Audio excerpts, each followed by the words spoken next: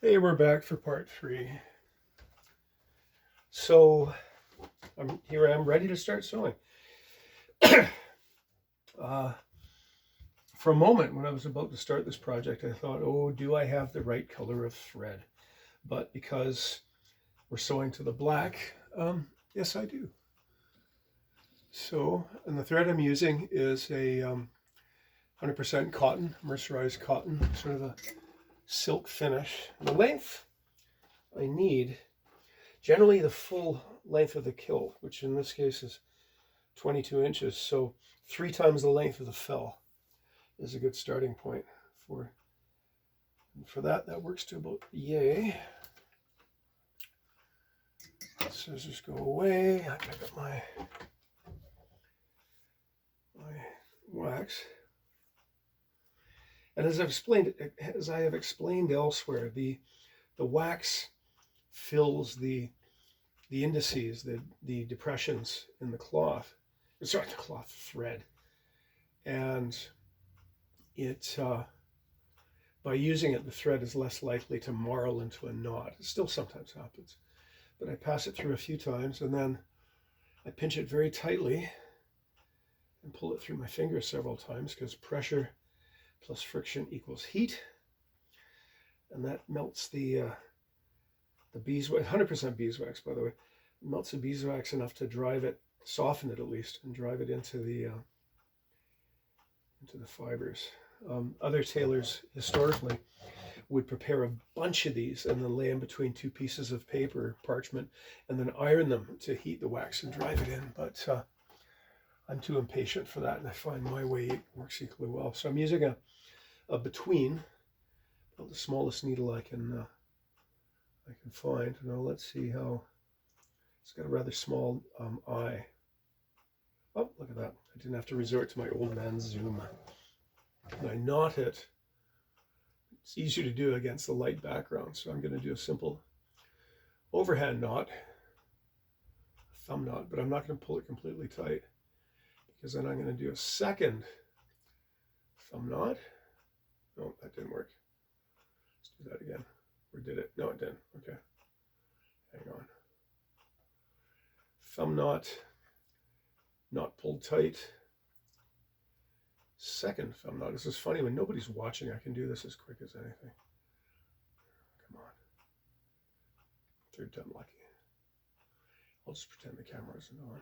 1, 2, and I draw them up together, and there's a larger knot. Now I cut the the tail off. Now I'm going to start my seam. There's where I'm starting. With a couple of back stitches, because if I was just to pass the needle through the cloth once,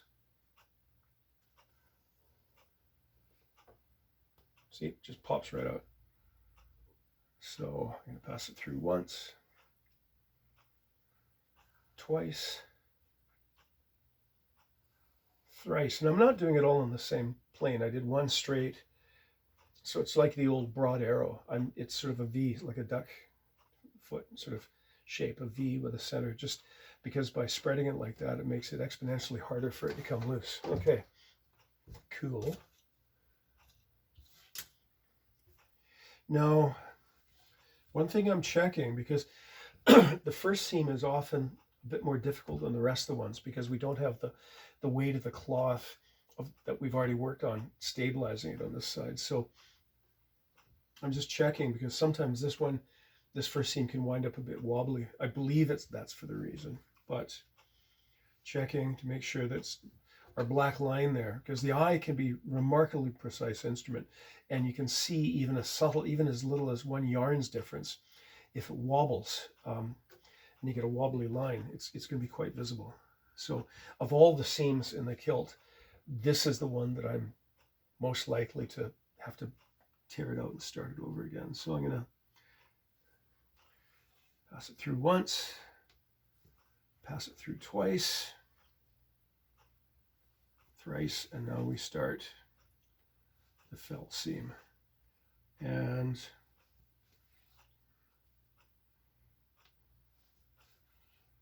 doing about, come on, there you go.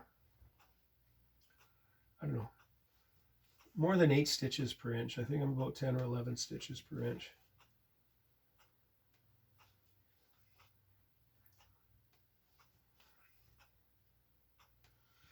I should stop and measure it, but in order for me to do so, I'd have to have my nose right up against the cloth so that I could see it.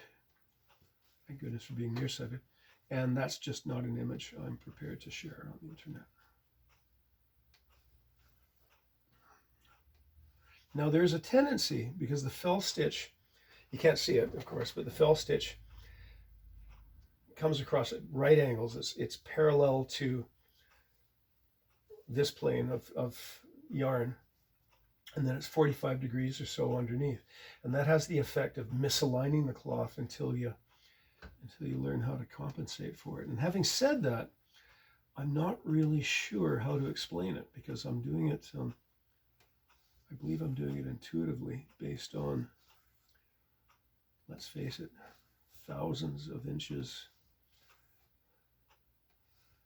of sewing over years. That's what I need, a Fitbit that'll actually tell me how many meters, how many kilometers of sewing I'm doing over the course of an exercise period or a work period. Now, if these pins get in the way, I pull them out, which is why I use these quilter's pins, rose-headed quilter's pins, because I would have to be very careless indeed to lose one of those things in the garment,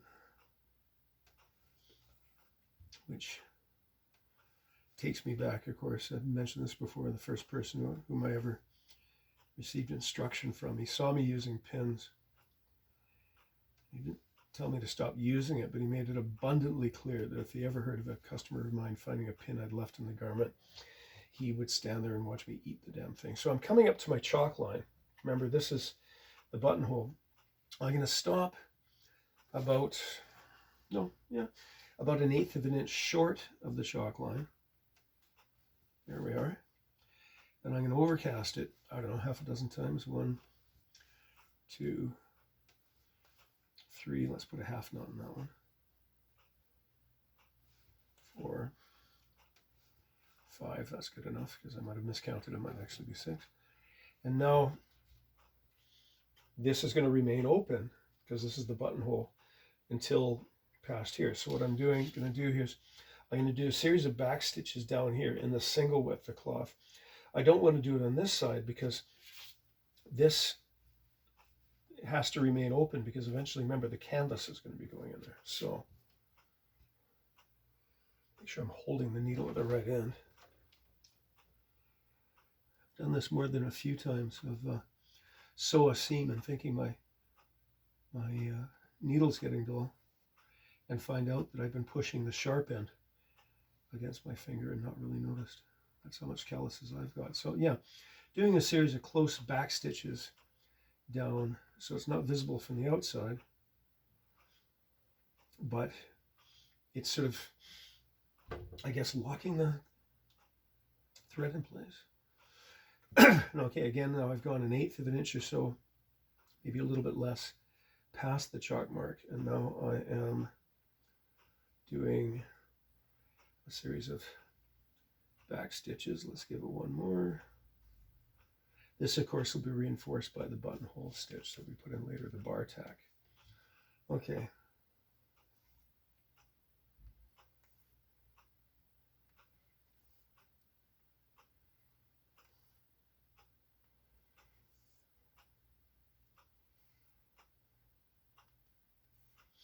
And if you're learning, even if you're not learning, I should caution you, if you're not satisfied, if you don't think you've got it right, get your seam ripper, pull out the seam, and do it again. You know, as long as I've been doing this, and it's something like 50 years, occasionally I'll look at a seam and go, yeah, that's not good enough. Okay, so I've stitched to the edge of the cloth, and then I've passed over the edge to capture the loose yarns. I've seen images with people sewing kilts, and there's any number of loose yarns gathering. I'll capture it so it's not gonna come off. And I went back, I captured it, and then I went back to the red line here, which is half an inch or so. And then I'm going to sew forward again. And now I'm going to knot it. I'm just holding the yarn, the thread, and passing my needle around it, spinning my needle around it, or spinning it around my needle. 1, 2, 3. There's my knot. I'm just going to pass it through. Later on, I'll show you how to chase a knot down the thread. Okay, I hear someone coming to the front door. So I may have to stop this video in case somebody comes in and asks me a question. Okay, there we are. There's the first seam. I take a look at it. It looks a bit thin bowed, a little bit bowed there, but that's because the cloth isn't sewn and it sort of tucked itself under, but I'll be able to correct that. So good, nice taper. I'm just going to put my needle where I can find it. And then we move to seam number 3, or sorry, pleat number 3, which is here. 1, 2, sewing to there, and this is 1, 2, so 1 inch and 3/4 plus. Bring it over. Now I'm starting at the top of the top of the kilt, but as I hold it in place with my thumb, as you can see, I'm putting my gauge in place to make sure that my measurement isn't sort of creeping, as it were. So this is 3/4 plus, so I'm measuring to the outside of the chalk, right? There, good, that's it. And to the strap line. I'm also measuring the unsewn part of the cloth over here, the third pleat, just to make sure that, yeah, there we go. And now I go down to the bottom of the fill and roll the cloth out, as you can see. Good. Good. And I'm not particularly worried that this measurement's going to be slightly too great, because when I sew the steeking and then later when I press it, this is going to shrink a tiny bit. Okay. There, I'm ready to sew the second pleat. Now, this will be the repeat of this, but of course, I don't have to backstitch to create the buttonhole. This will be a straight seam to the top, capture the top, and sew off. Okay, I'll check in with you a bit later. In the meantime, I gotta get some work done.